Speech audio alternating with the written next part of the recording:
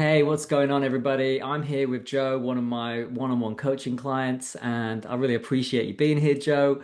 And I just got a couple of quick questions for you. So, firstly, when we first started working together with meditation, what was your life like around that time? What was family like? What was work life like? What was stress levels like? Can you Mm. remember what was going on for you? Yeah, I really remember because I was in quite a state of desperation for your help, really. I'd had my second child. I was living in London. I had just recently gone back to work. I'm a copywriter and I was a copywriter back then. I've recently had a bit of a career change, but I had a lot of pressure with work. I was in that sort of stage of trying to juggle two kids, a baby, and going back to work, and I was really not very happy about the panic attacks that I was having and that were getting in the way. I had been doing mindfulness for quite a long time and I had been attending meditation classes, but what I had never done was actually learn really how to go deep on my own. So I'd had a little taste and I was practicing at that time, little bits here and there, like listening to John Kabat-Zinn on YouTube and that kind of thing, but I didn't have anything consistent and I didn't really know what I was doing. But I knew enough to know that this thing had kind of got me out of a ditch before, and that I knew that this held something that was going to help me at that stage of my life when I was struggling. And I just wanted to learn how to do it on my own, really, and have it in my own back pocket, which is why I came to you. Amazing, thank you. So, the first thing that we did together was what I call phase one of the Delve Deep protocol, which is learning the deep meditation, like you just mentioned. So, how did you find that sort of affected you after we first learned that and when you started practicing that? It was actually bizarre and amazing. So the previous stuff I'd done had been kind of breath meditation and sort of I say standard mindfulness, like no mindfulness is standard. It's all awesome. But I had never experienced something that was just so easy. Previously, mindfulness had sometimes been a bit of a battle with my mind to constantly try and refocus and refocus. And with the deep mantra meditation, it is just effortless because you're just disregarding your thoughts. They don't matter. You're not having to come back to a breath. You're just sort of living, existing with this mantra that's repeating. And obviously I can't really explain it over a Zoom call, but it just really, really worked. And I had so many bizarre things happen when I was first practicing it. I remember with one of your sessions, I was getting like electric shocks in my hands, not badly, like nothing hurt, but it was just sort of flickers, physical sort of flicks and flickers and little shocks and tingles down half my face, which told me that I knew this was working on a very, very physical and mental level for me. And just very quickly felt the benefits of going very, very deep in the meditation. And just quickly, it just became an absolute handrail for me at that time, but also just kind of plunged me into wanting to learn more and more about this and practice more and more. And I did it every single day, twice a day, for about 6 years until I then had my third baby and then had to scale back to doing something that was more 20 minutes a day and something that was more that I could do on the go. But yeah. Well, I think that's fair enough. Three babies. So then after that, we also did some stuff with what I call phase two of the Delve Deep protocol, which is more the mindfulness side of things. Yeah. So what benefits would you say you got from that, or how has that helped you, would you say? So really, the see, hear, feel stuff really kicked in for me after the third baby. So although I'd learnt it before that, I was very prone to doing the mantra meditation, but with see, hear, feel, I was able to really work that into, whilst pushing the pram, I could do it with my eyes open and that kind of thing. And that really has, I suppose, the mantra meditation really, really calmed me down and really allowed me to just exist in this incredible, blissful state for 20 minutes twice a day. And that would then roll into my entire life and day after that. And then the See, Hear, Feel, I suppose, has led to more and more kind of understanding of myself in a way. It's something that sort of just starts to bed into everything that you're doing all the time. You sort of catch yourself doing it and practicing it. And so, yeah, I suppose they're very different in the ways that you practice them, but I mean, the See, Hear, Feel work has just been a godsend, really.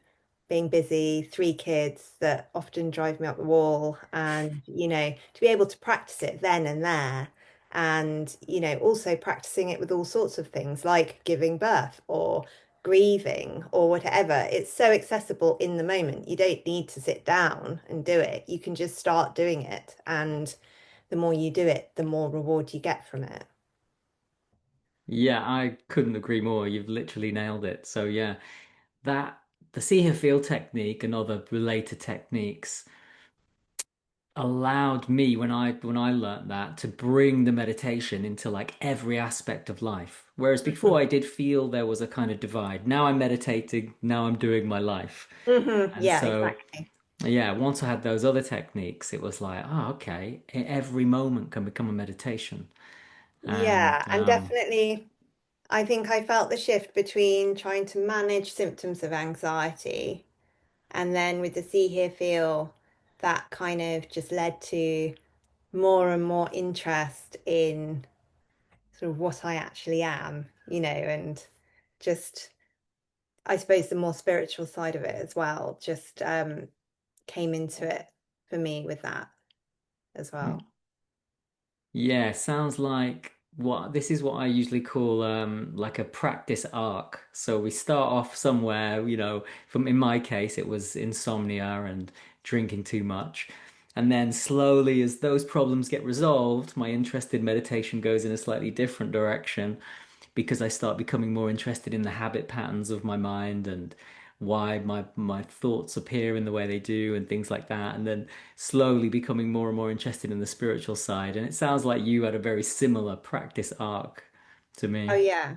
Yeah, definitely. I mean, being riddled with panic attacks is just not a fun game at all. And yeah, that's where I started. And I had absolutely no idea where meditation could take you beyond that. And it's just an endless, interesting journey, really. And the other thing as well that I found, and that I do find, is that the two different meditation styles, although it's quite separate, they also kind of play off each other really nicely as well. So I've experienced that as well. I don't know if that's something that other people have said, but just in terms of, having the skill of both means when you're doing either of them, the other one can kind of fall in some regard. So, for example, with the mantra, suddenly I can notice myself drifting and getting lost in thought. But because I've done so much practice with See, Hear, Feel, there's sort of an automatic response to that in me now that's kind of been, I suppose, supported by See, Hear, Feel. That's supporting my mantra meditation as well. Amazing. So how do you think all of this helps you with the writing of the books, the authoring that you're doing at the moment? Yes, definitely. I mean, I have to meditate before I write, otherwise I just wouldn't write. The fear of yeah, not being able to get any words down on the page and everything, it's a real, real game changer to sit and meditate and just to allow all the stuff to come up that that could potentially be a creative block, but also just in terms of the creativity. I mean, if I'm not meditating, my my writing it's not bad, but it's just not coming from the same place. It's coming from a very, very mechanical, thought-driven, people-pleasing place. And when I'm meditating, which is, I mean, I meditate every day, but if I suddenly have a period of not meditating, I notice it. Normally with my meditation practice, then where my writing is coming from is from a more creative place inside me. Um, Mm.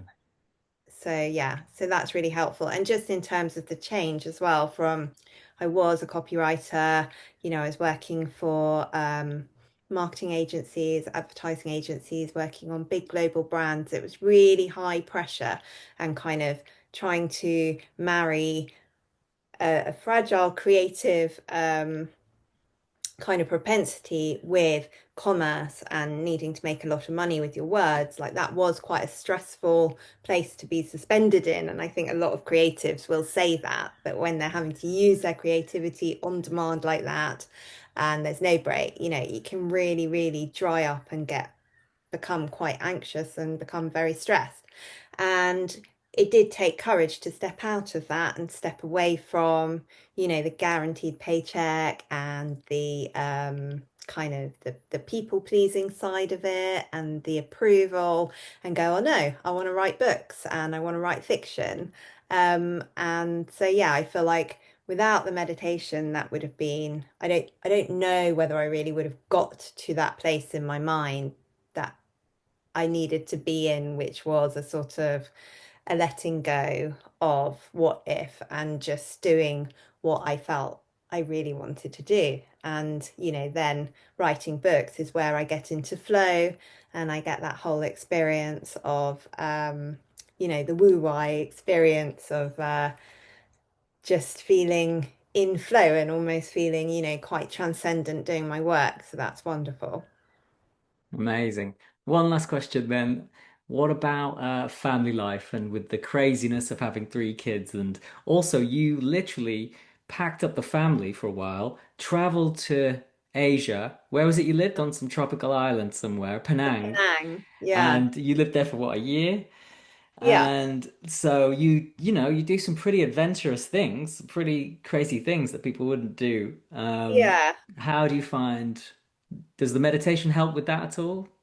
Oh my gosh. I mean, when I look back to where I was at when I first sort of hunted down something to help me, which was mindfulness and meditation, I was struggling with agoraphobia. I was struggling to leave the house. The panic attacks were so bad. And it was horrendous being out in public with them. And I thought I had a serious health problem. So to then be at the point, and actually when I first did your sessions, I was struggling for a second time postnatally after my daughter. I was struggling again with anxiety quite badly. So to then find myself at the age of like 44 chucking it all in with my husband and going, let's just take the kids and move to Malaysia and leave London and go and, the kids are going to go to school in the jungle. And I've got an 8-month-old baby and I'm completely sleep deprived. And we're just clearing out our house and letting everything go. And it was completely liberating. And I do remember people saying, I don't, how have you done this? And I do believe that the meditation was absolutely empirical to it. It was probably something that inspired it because I was almost, my fear was my reason to do it on a lot of levels. And that's something that meditation has really taught me is that when you feel fear, to go into that and to experience it in a meditative state is incredibly liberating and it shows you the way in a really amazing way rather than just resisting it and not doing the thing that scares you. So absolutely, the meditation was brilliant. And it took me I was teaching meditation out there. I was so passionate about See, Hear, Feel because it was helping me so much as a mum, as a busy mum. And, it can be exhausting when you've suddenly got three kids having a meltdown and you're on a plane and, you're in turbulence or whatever. You need something in your back pocket. And if you've been practicing religiously then you can pull it out of the pocket at any time and it works. Even if you haven't been practicing religiously, it'll work. Maybe not to quite the same extent, but for me, I need to have that regular practice and then that equanimity, then it's there when I need it, when the shit here really hits the fan. But yeah, I was so amazed by See Hear Feel that I, as you know, then went on to learn to teach it because it had such a profound effect on me. And yeah, energy wise, I look back when I had my first baby at 32, I was absolutely knackered and I was really quite a mess psychologically. And then to see what I was doing with the move to Malaysia and everything with all the kids at the age of 44, just yeah, something was going on. All right. Amazing. Thank you, Joe. All right, well, I will let you go, but I really appreciate that. You're welcome. And yeah, cheers for giving us an insight into how these things have helped you and affected your life. Thank you, Jimmy. Take care.